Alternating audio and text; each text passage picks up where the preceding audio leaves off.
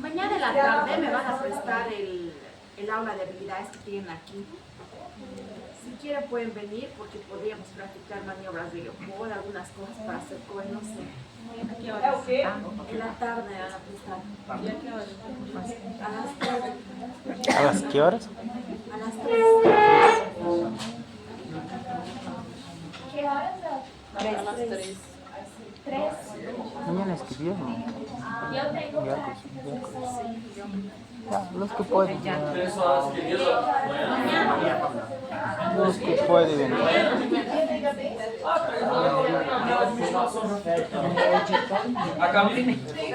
eso en el aula de habilidades. ¿Quién aula especial? ¿Dónde es esa aula de habilidad? ¿Dónde es? Tampoco sabemos. ¿O Pal de América? O... Ah, então deve ser, Ou em casa de semiologia, né? deve ser arriba. Talvez na aula de semiologia. Técnica quirúrgica, en ese aula. Sí, Acho que é sí, yo sé dónde es. no quinto andar. Não, técnica Não. quirúrgica é no O 8º e último ano, 7º. sétimo. Pues el que pueden vienen. Y también tal vez el viernes, porque le dije el miércoles, el miércoles sí.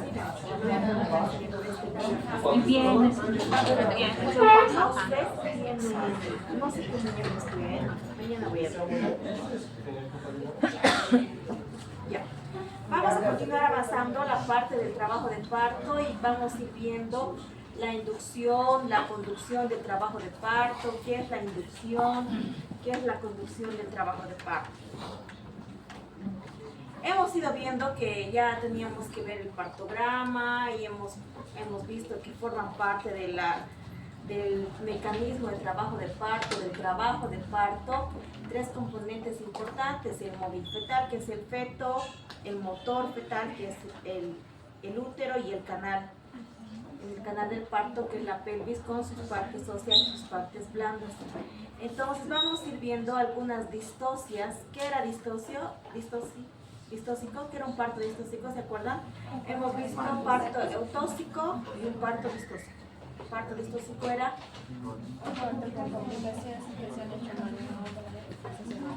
y también vamos a ver las distocias de contracción uterina, o sea, contracciones que no son normales, no son regulares, generalmente durante el trabajo de parto. Para saber nosotros el mecanismo de trabajo de parto o el desencadenamiento del trabajo de parto, debemos saber que la contracción uterina, para que sea una contracción verdadera, debe iniciarse en fondo uterino, debe ser más duradera en fondo uterino y debe tener más intensidad en fondo uterino y se irradia hacia la parte inferior. Esa se llama la triple gradiente descendente, ¿no? Las características de una contracción uterina verdadera. Ahora vamos a ir viendo ciertas alteraciones de la dinámica uterina que nos van a llevar a que ese proceso de dilatación no vaya como estamos esperando.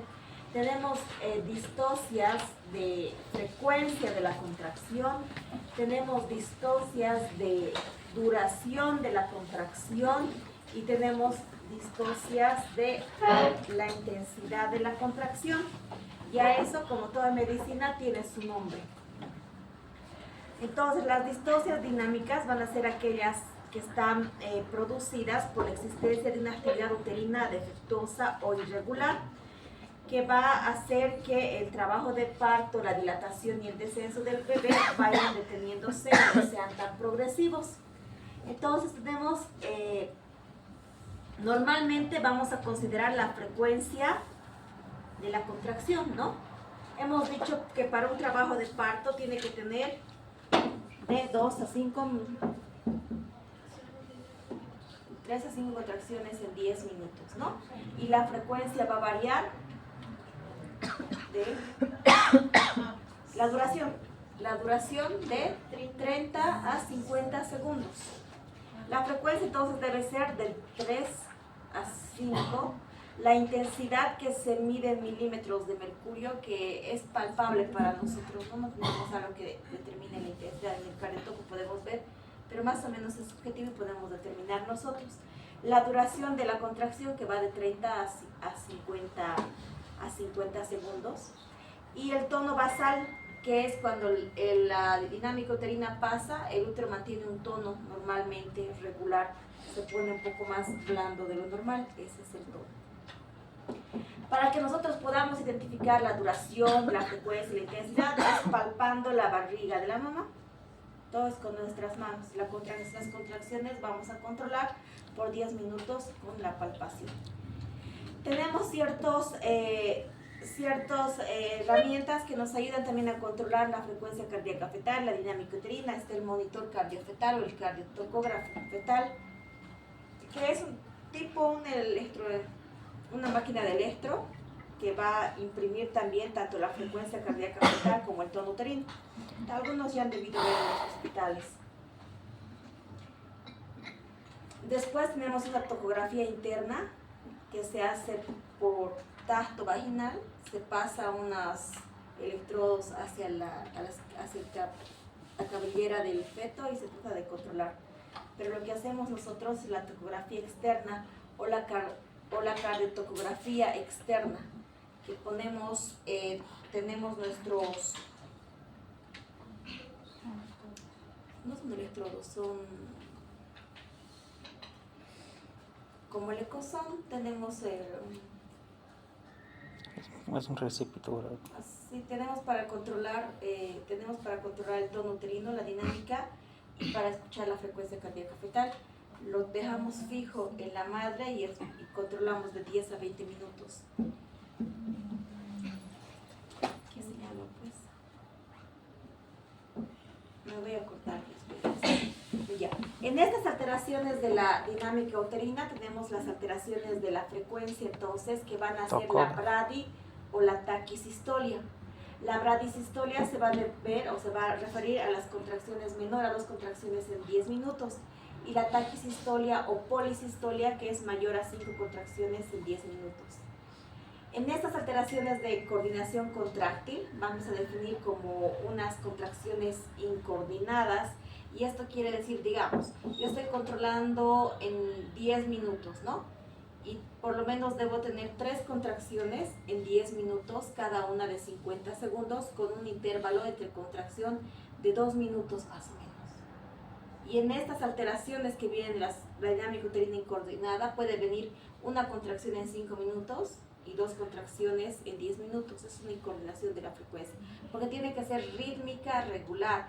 O sea, las 3 tienen que ser iguales. Si las 3 me duraron 50, 50, 50, con un intervalo de 2 de 2. Entonces yo espero, ¿no? Como cuando controlo la frecuencia cardíaca fetal, es rítmica y regular, entonces yo controlo 15 segundos y lo multiplico por 4 para saber, ¿no? Pero si no va a ser rítmica y regular, me puede traer alteraciones. Esas son las alteraciones de la dinámica uterina que van a llevar de esta forma a que el útero no tenga esa triple gradiente descendente y empiece la contracción en fondo uterino para tratar de empujar hacia abajo al bebé. Tenemos alteraciones también del tono uterino, que son las hipotonías o hipertonías. Hipotonías, cuando el tono de base va a ser menor a 8 milímetros de mercurio, va a estar muy blando, y las hipertonías, el tono de base mayor a 12 milímetros de mercurio. La contracción endura la barriguita durante los 50 segundos y tiene que bajar a un tono base. No tiene que quedarse dura la barriga. Porque ¿qué hace? Cuando hay contracción uterina, el útero contrae y va a ceder los vasos que están pasando la sangre a la placenta por contracción, ¿no? Y por eso que en cierto momento la frecuencia cardíaca fetal baja un poco. Tiene que relajar para que vuelva a entrar la oxigenación al feto y este no entre en sufrimiento fetal. Por eso es el riesgo de las hipertonías uterinas, ¿no? Cuando tenemos el DPPNI, el útero está bien hipertónico y hay primero la taquicardia fetal, la bradicardia fetal y el óbito fetal, porque la circulación y la oxigenación se alteran.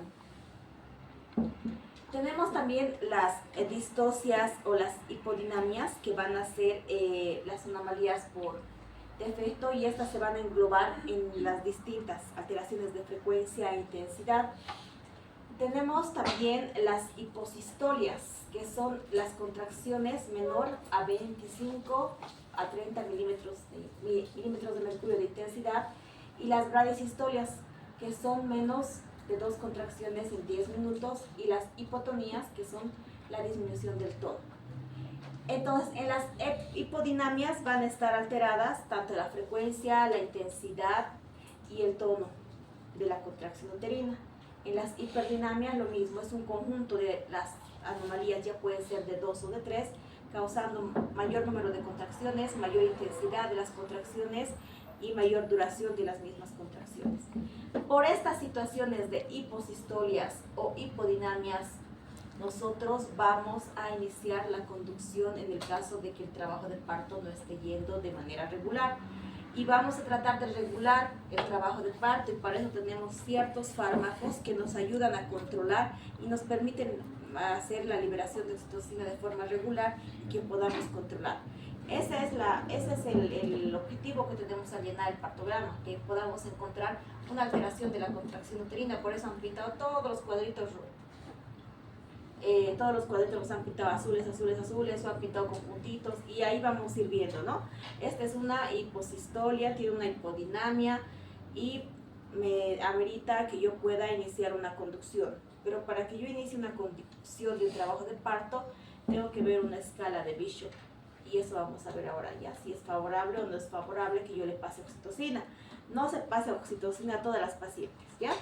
Si la dinámica uterina es regular de la paciente, si está yendo, dilatando como esperamos, la dejamos nomás.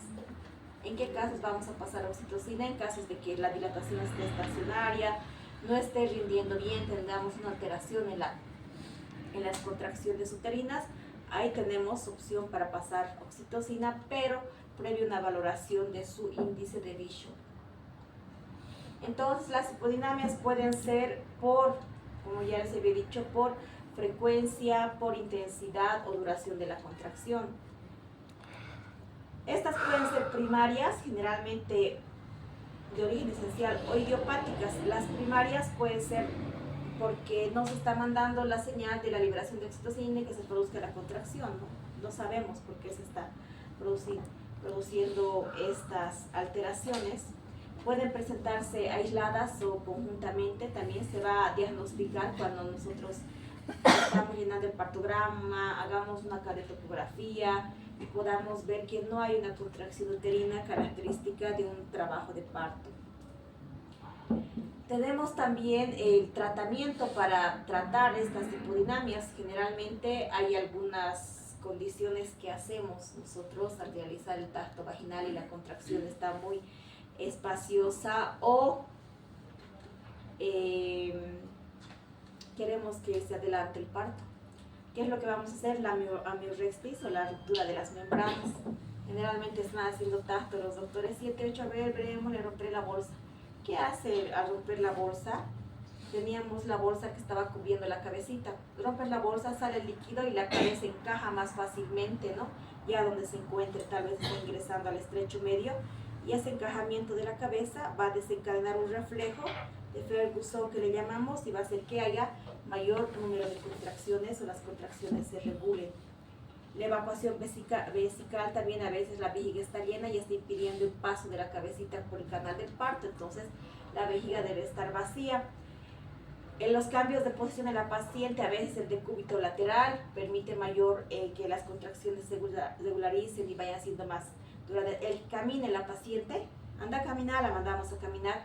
Generalmente eso hace que el bebé encaje y esté en mejor posición y vaya desencadenando mejor la contracción uterina. Y los fármacos que podemos utilizar para una regulación de la contracción uterina, tenemos la oxitocina y el misoprostol. La oxitocina por vía endovenosa, generalmente vamos a utilizarla de forma continua en la solución que hemos dado. Y vamos a hacer unos cálculos de goteo de oxitocina también, como se hace. La oxitocina viene en ampollas de unidades, de 5 unidades y 10 unidades. En una solución de 1000, ustedes van a poner 10 unidades. Y en una solución de 500 van a indicar que pongan 5 unidades. Características de la oxitocina: tiene que estar refrigerada. A veces no está refrigerada y eso le quita su acción. Entonces siempre verificar con la enfermera, ¿estás trayendo de tu refrigeración? Sí, ¿no? Y no puede estar mucho tiempo en la solución dextrosa, 6-8 horas, se inactiva. Hay que cambiar la solución. Tenemos también hipodinamias secundarias, que estas se pueden dar por alteraciones y causas como ser el agotamiento uterino, un trabajo de parto de mayor a 12 horas, los receptores de oxitocina se cansan, entonces ya no hay esa contracción que debería tener. El estrés, el miedo al parto, los sedantes, los ansiolíticos, el diazepam, el difedipino, son factores que pueden alterar la contracción uterina durante el trabajo de parto. ¿Qué es lo que debemos hacer nosotros entonces en estas pacientes para valorar? Hay que descartar que exista una desproporción cefalopélvica, porque si no está dilatando es porque la cabecita no está pudiendo ingresar y no está, nuestro móvil fetal no está ayudando en el parto. Entonces hay que volver a revalorar. Esta cabecita está adecuada para esta pelvis, la altura está adecuada y todas esas cosas. Si está adecuada y tenemos un buen canal vaginal, nosotros podemos hacer la inducción o la conducción del trabajo de parto. No va a ser lo mismo la inducción o la conducción del trabajo de parto, y eso tenemos que tener en cuenta, ¿ya? La inducción, como su nombre dice, es iniciar o inducir o desencadenar un trabajo de parto. La inducción lo vamos a utilizar generalmente en cuello cerrado. Cuando el cervix esté cerrado, en ella hemos iniciado el trabajo de parto. ¿En qué pacientes podemos hacer inducción? En pacientes con ruptura prematura de membranas, que llegaron con cuello cerrado y queremos que desencadene el trabajo de parto. En óbitos fetales, se falleció el bebé, no está en trabajo de parto, entonces podemos hacer una inducción del trabajo de parto. Entonces, ¿qué consiste la inducción? La inducción va a ser provocar o iniciar la aparición de las contracciones en el útero grávido antes del inicio espontáneo de un trabajo de parto normal, con el propósito de que tengamos el nacimiento por vía vaginal. Estas contracciones van a ir haciendo que se vaya dilatando el cuello uterino, borrando y desencadenando un trabajo de parto. La conducción del trabajo de parto consiste en aumentar la frecuencia e intensidad de las contracciones uterinas que se iniciaron espontáneamente. O sea, la utilización o la conducción es que yo permita que esas contracciones sean regulares. Ya tiene contracciones, ya estoy en trabajo de parto, pero tengo que hacer que sean regulares. La inducción es prender un auto, ¿no? Desencadenar. Prendo el auto y voy a tratar, lo enciendo. Mientras que la conducción es que yo lo conduzco, lo tengo que mantener a una velocidad constante que yo quiero para llegar, digamos, a Quillacollo. Necesito una velocidad de 60 kilómetros por hora para estar en 40 minutos. Eso es lo que hace una conducción, regula la contracción uterina, ya en el trabajo de parto. Entonces, a veces dice parto inducido cuando el parto va a ser conducido. Esa es la diferencia. ¿Con qué voy a hacer conducción? Con oxitocina. ¿Y con qué voy a hacer inducción? Con misoprostol. Maduración cervical también llamamos a cuando hay las hemorragias de la primera mitad del embarazo y debemos dilatar el cuello uterino. Ahí decimos hay que madurar el cuello para que éste abra y borre. Esa maduración cervical igual se hace con misoprostol. Es cuando el orificio cervical externo se acerca al interno y acorta, provocando una maduración o reblandecimiento del cuello uterino para que empiece a dilatar y yo en su caso haga una MEU, un legrado, y también le llamamos maduración a la inducción cervical, misoprostol. Al principio maduro el cuello uterino, hago que llegue a 1, 2, 3 centímetros de dilatación y después puedo iniciar la conducción. O sea, se puede hacer también en los trabajos de parto la inductoconducción. Iniciar el trabajo de parto y conducirlo en RPMs, en óbitos fetales. ¿En qué pacientes nosotros vamos a tratar de hacer la inducción o desencadenar el trabajo de parto, ya sea por indicación o por electivas? Que damos una fecha con la paciente, yo quiero tener fecha, está a término, ya te voy a inducir tu trabajo de parto y empezamos con misoprostol y después podemos venir con la oxitocina. Entonces, la inducción por indicación va a ser en estas alteraciones que tenemos generalmente cuando hay alguna patología materno-fetal que puedan agravar la continuación del embarazo y se pueda prevenir o disminuir con la interrupción del mismo. Esto está hablando de la indicación de la maduración cervical para terminar un embarazo o la culminación de un embarazo.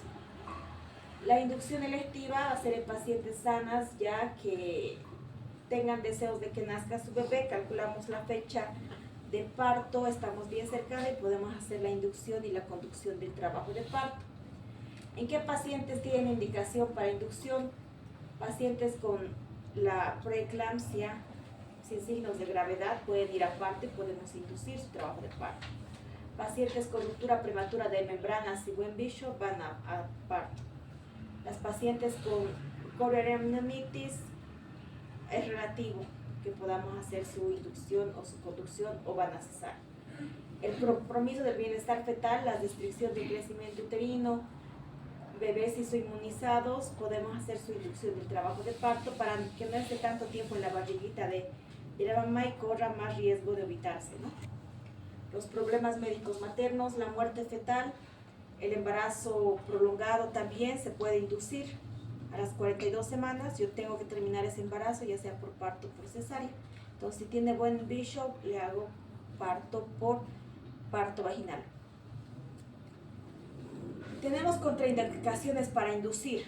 No se puede inducir, no se usa misoprostol, no se usa oxitocina en pacientes que tienen placenta o basa previa. Anomalías de la presentación fetal, ya sea pélvicos, transversos, no se inducen, ¿no? Esos van a cesárea. Prolapso del cordón umbilical tiene que ir a cesárea. Incisión uterina clásica tiene cicatrices de útero, ya sea por miomectomías o por una cesárea previa. Las cesáreas previas no se inducen ni se conducen. La infección activa por herpes genital tampoco, ¿no? Tiene que ir a cesárea. Las indicaciones relativas para hacer una inducción: embarazos múltiples, hay que ver, ¿no?, si el primer feto está cefálico para ver si puede ir a parto vaginal. Generalmente los partos gemelares ya van a cesárea la mayoría. Los polidramnios también es relativo. La enfermedad cardíaca grave materna, la gran multiparidad, la hipertensión severa y la presentación pélvica en paciente que ya ha tenido hijos, puedes darle parto. La presentación pélvica en primigesta va a cesárea. La presentación pélvica en segundio multi puede ir a parto vaginal. Podrías darle parto, pero la bolsa tiene que estar íntegra, la dinámica tiene que ser regular, ciertas condiciones importantes. Entonces, en la inducción electiva vamos a ver y vamos a considerar a la paciente, a su entorno, vamos a tomar una decisión y se puede hacer la inducción del trabajo de parto. ¿Qué es lo que vamos a necesitar nosotros cuando hagamos la inducción del trabajo de parto? Hay que ir controlando la frecuencia cardíaca fetal, la dinámica uterina, la estabilidad de la madre y cómo tolera todas esas cosas, ¿no?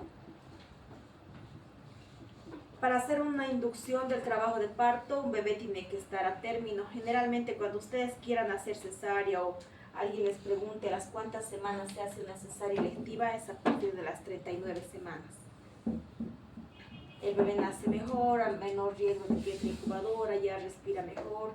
38 es un bebé de término, ¿no? 37 es un bebé de término, pero se recomienda que hagamos una cesárea electiva o terminemos un embarazo cuando nosotros pensemos, pero a partir de las 39 semanas. Vamos a ver nosotros, para que podamos hacer una inducción o conducción, valorar el cuello uterino. Y eso se hace mediante una escala que es el índice de Bishop.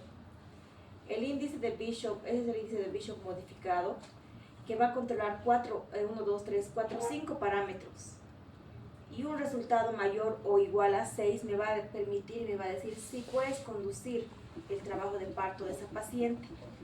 Si el índice de Bishop me sale menor a 6, no puedo utilizar oxitocina, no puedo conducir.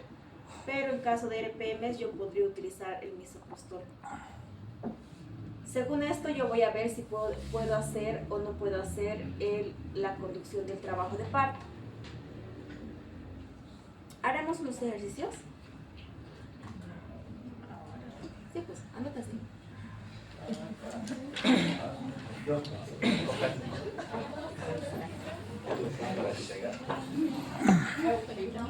Dos para entregar porque no les sería molesta. Just, acabó. Finalizó acá. ¿No? Finalizó. Nos subiremos a la plataforma, ¿no? Así va a ser más fácil. Pero ahorita van a aprender a hacer el índice de dicho.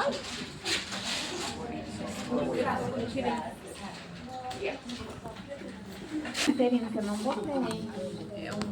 É um, né? Falou que tinha que entregar. Ya hemos hecho esto.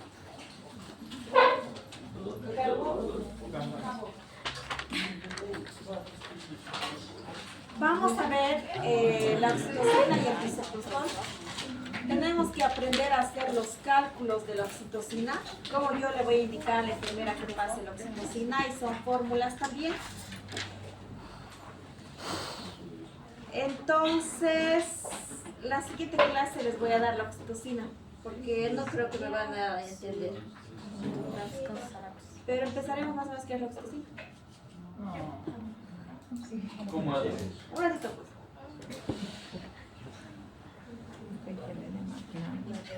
¿Qué es la oxitocina? ¿Se acuerdan? Es una hormona que se produce a nivel de la...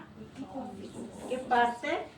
En la neurosíntesis, ¿no? Esta se va a almacenar en la glándula pituitaria posterior y se va a producir, o es la hormona de la felicidad. Cuando estamos felices liberamos oxitocina, ¿no? En la mujer, en las mujeres tenemos nosotros una liberación importante de la oxitocina al dar a luz, al tener el parto, al amamantar, ¿no? Tenemos esa conexión con el bebé para tener la secreción de la leche, inducción del trabajo de parto, y tenemos estímulos para la liberación de la oxitocina. Durante la lactancia, durante el parto, durante las relaciones sexuales, estímulos, ¿no? Que tenemos a nivel de las mamas, las areolas y todo eso, liberan esa sensación que tenemos de la oxitocina y se va liberando y nos da cierto placer. Se ha ido estudiando la oxitocina desde hace mucho tiempo para ver su purificación, su identificación química, su síntesis y lo que cumplía, dónde actuaba, qué es lo que hacía. La oxitocina tiene un sitio importante en las mujeres de acción que va a ser el útero, ¿no? El útero tiene receptores para oxitocina, donde se va a ir formando durante el embarazo el segmento inferior que se madura hasta el 7º mes, se van a formar los receptores de oxitocina y esto va a hacer que desencadene un trabajo de parto y permite una contracción regular durante este mismo. Esta va a aumentar la fuerza y la frecuencia de las contracciones uterinas, estimulando al músculo uterino. El músculo uterino, ¿qué músculo es? ¿Se acuerdan? Liso, ¿qué tipo de músculo es el músculo del útero? Musculatura lisa, ¿no? Músculo liso. Activación de las fosfolipasas C, aumento de la concentración intracelular de calcio, y va a inducir también la contracción por las células mioepiteliales mamarias, lo que facilita también la eyección de la leche. Al finalizar el parto, a veces nosotros, generalmente a partir de las 34 semanas, así, ya nos recomendamos mucho las relaciones sexuales, por dos efectos. La relación sexual por sí misma, el semen, tiene prostaglandinas, esas cosas que estimulan a que se libere la oxitocina y desencadene un trabajo de parto pretérmino. Y también la estimulación de los pechos, los pezones también libera la oxitocina y desencadena un trabajo de parto pretérmino. Se recomienda ya a partir mejor que descanse un poco y después o ya no tenga relaciones sexuales, porque podemos tener un parto pretérmino, porque los receptores de la oxitocina ya están listos en el segmento inferior. La oxitocina se puede administrar por vía intravenosa o intramuscular. Se absorbe generalmente en el líquido extracelular en una pequeña cantidad y va a pasar a la circulación fetal. A veces cuando hacemos la conducción y ponemos oxitocina, los pediatras se enojan porque hacen que el bebé tiene una alteración asociadas con ictericia neonatales, algún tipo de alteración. Por eso, ¿qué han utilizado oxitocina? Es por eso que está histérico, esas cosas.